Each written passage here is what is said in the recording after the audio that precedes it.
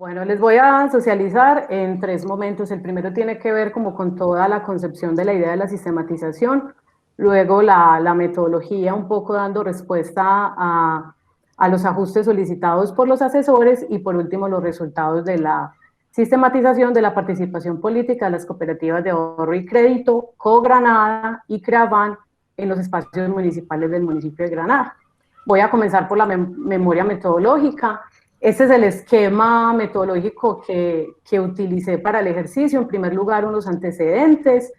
En segundo lugar, el planteamiento del problema luego de analizar pues como todos esos antecedentes, la formulación de los objetivos, luego la definición de la metodología, digamos el enfoque metodológico a utilizar y los instrumentos, luego la aplicación de los mismos y por último la elaboración del informe final. Decirles que como antecedentes, digamos que hay dos asuntos. El primero es la vinculación con la Fundación Solidaria del Oriente Antioqueño FUSOAN, fundación que agrupa 7 cooperativas de ahorro y crédito en la región del Oriente, de las cuales hacen parte CoGranada y CREAFAN, y desde las cuales empezaron a analizar cómo participan las cooperativas políticamente, encontrando una debilidad en ese sentido. A pesar de que tienen una posición privilegiada en el ámbito de lo local, digamos, no logran ganarse como un protagonismo en escenarios como los consejos territoriales o los MR. Entonces se presenta la necesidad de indagar el por qué sucede eso. Se evidencia el problema, que es un débil proceso de participación política de las cooperativas en ese escenario local. Hay algunos, podríamos llamar la hipótesis de que es por falta de metodologías apropiadas para ello, por desconocimiento de los espacios, por la visión que se tiene de lo político un poco satanizada, relacionándolo más con lo politiquero que con lo político como ejercicio del poder como tal, poca formación de sus bases de asociados, directivos y empleados en el tema, y porque también hay una capacidad limitada de articulación con otros actores del desarrollo local. Los objetivos planteados para la sistematización fueron los siguientes. El primero es sistematizar pues todo el proceso de participación y tenemos 3 objetivos específicos que son caracterizar esos espacios de participación donde se vinculan las cooperativas de ahorro y crédito de Granada. Segundo, describir esas formas de participación política en esos espacios de decisión. Y tercero, el análisis del rol de las cooperativas en dichos espacios e identificar también las lecciones aprendidas y las buenas prácticas. Para eso se decidió como enfoque metodológico la sistematización y tomamos este concepto de María Mercedes Barnechea como el que va a guiar la sistematización y se refiere a ella como un proceso acumulativo de información y generación de conocimiento, que permite ordenar los procesos, percepciones de los actores, de la intervención en la práctica y que permite interpretar también los hechos y los elementos de contexto, realimentando así la experiencia. Hay 2 conceptos que acompañan, digamos, la sistematización, que es lección aprendida y buenas prácticas. En cuanto a lección aprendida, tenemos que es un conocimiento o comprensión obtenida a partir de la experiencia, que nos permite reinventarla, comprenderla, cuáles son sus causas y consecuencias de los hechos. Y buenas prácticas que la hemos identificado como todas aquellas acciones públicas o privadas que después de haber sido probada su efectividad pueden replicarse en otro contexto. Entonces queremos identificar esas buenas prácticas y lecciones aprendidas en la sistematización. Como instrumentos para la misma, decidí hacer un mapeo de actores.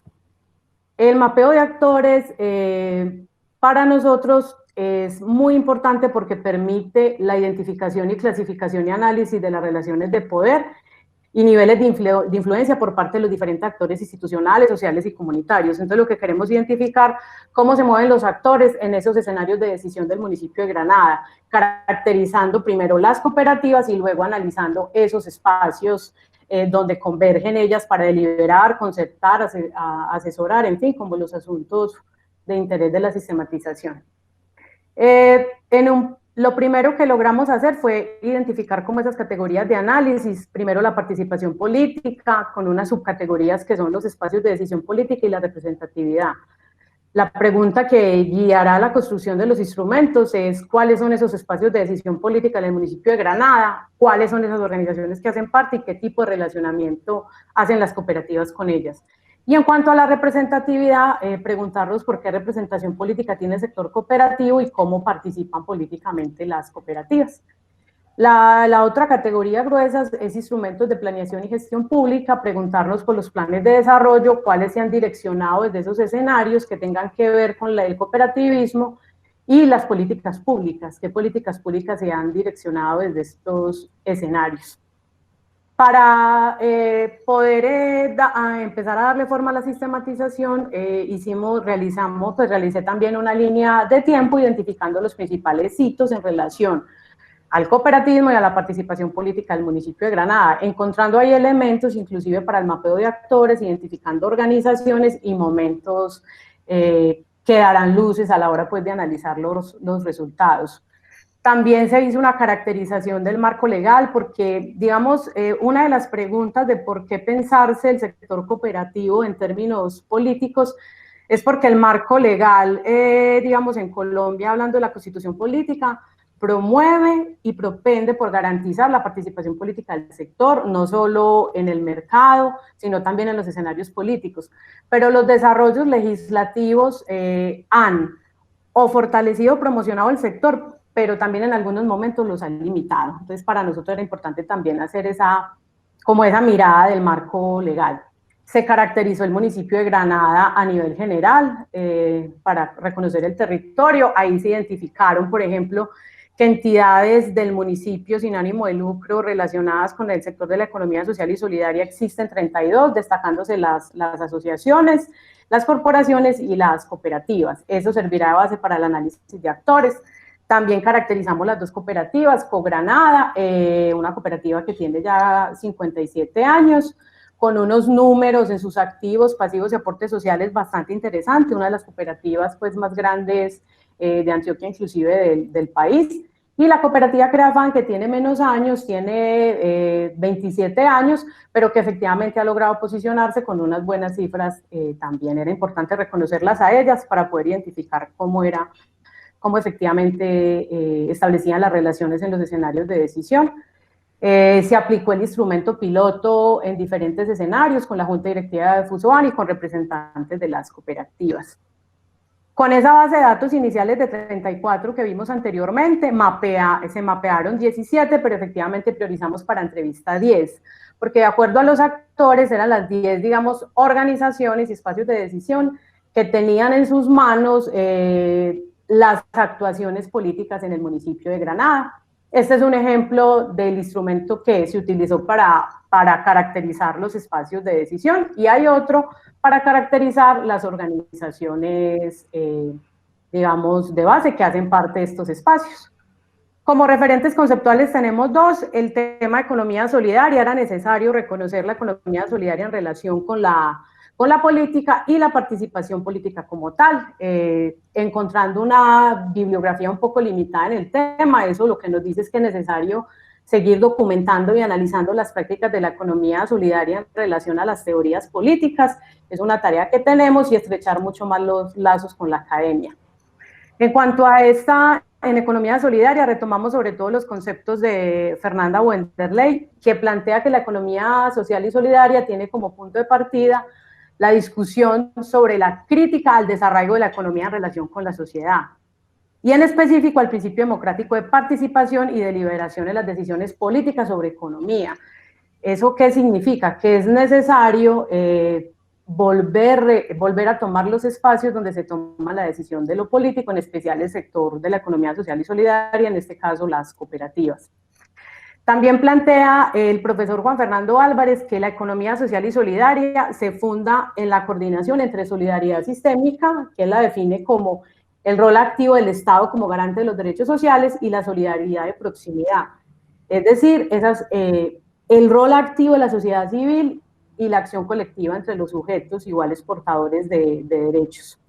También tenemos otros autores que hablan, por ejemplo, Luis Raceto, el chileno, de que es necesario una acción progresiva para volver más solidaria la economía, y que la economía solidaria no solo es de la producción y el consumo, sino en todo el proceso económico como tal, digamos, es economía de solidaridad. Y también el argentino Coraglio, que plantea que la economía solidaria como concepto plantea un orden fundado en principios contrarios a la economía de capital. la lógica de la reproducción de la vida versus la lógica de la acumulación del capital. Desde una lógica sistémica alternativa, la economía del trabajo se orientaría a la reproducción amplia de las capacidades de todas las personas y de la calidad de vida en la sociedad. Esto nos va a servir de luz a la hora de plantear las conclusiones de la sistematización. En cuanto a participación política, tenemos varios autores. El primero es Almagro Castro, que plantea que la transformación de la participación política es un elemento legitimador de la organización y actividad estatal, y que requirió la superación del modelo del Estado neoliberal.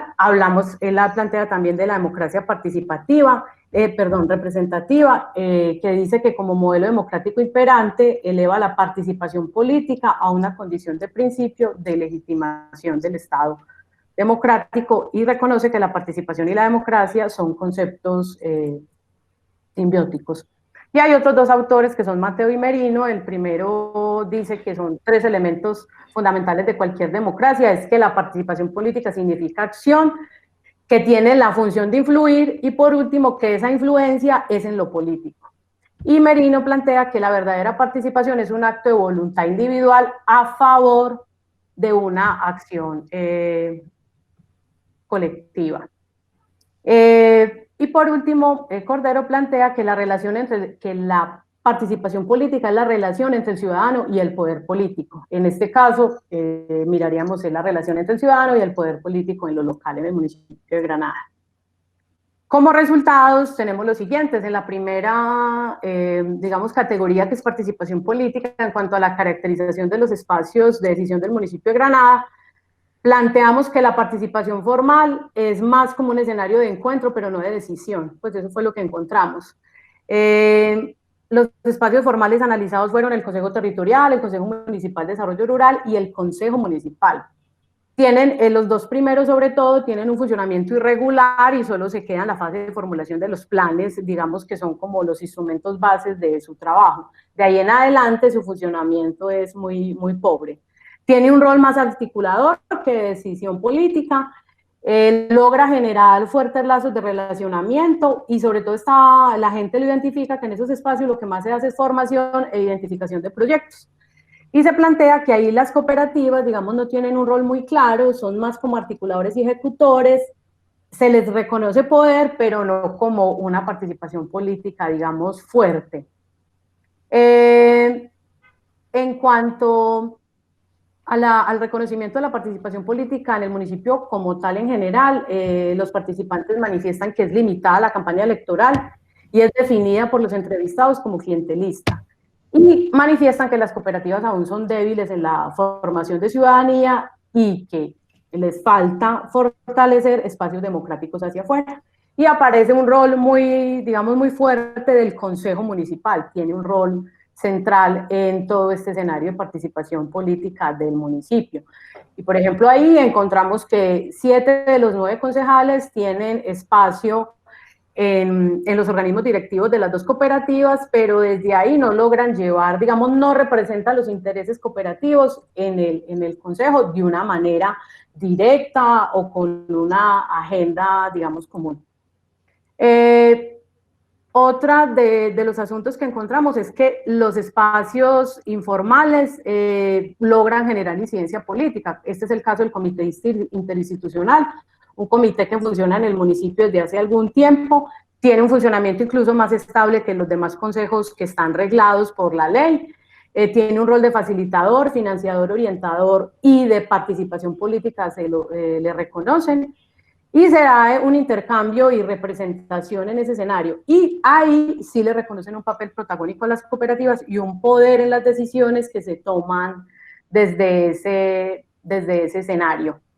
Encontramos que las organizaciones sociales son la base para la participación política en Granada, en el sentido de que la organización es un paso previo a la participación, y depende de cómo estén fortalecidas es su capacidad de incidencia, representación y movilización en los diferentes escenarios.